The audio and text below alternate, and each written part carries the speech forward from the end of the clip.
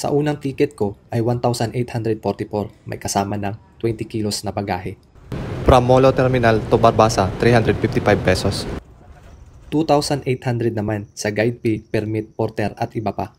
Meal plan 2,000, kasama ng butane, foods for 10 days, trail food, drinks at iba pa.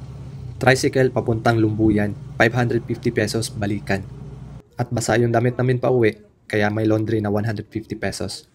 At nag-check-in muna kami sa Wens Apartel, 400 each, bago sasabak sa Mount Majaas. Bus papuntang Kulase, 160 pesos. Ang permit naman ay 450 pesos. Tricycle naman papuntang Barangay Flores, 400 pesos balikan. Ang guide fee naman sa Mount Majaas ay 3,000 at dahil dalawa lang kami, tag 1,500 each. Bus pabalik ng Iloilo, 435.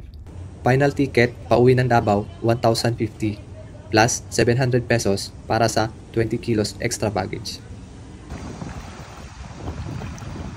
So yun lang mga paps, hindi pa kasama ang mga pasalubong at mga konting tips sa mga lokal yan mga paps. Kaya pag-isipan nyo kung mag-hike kayo. Sulit, di ba? Follow for more trail tips for Manering collectors.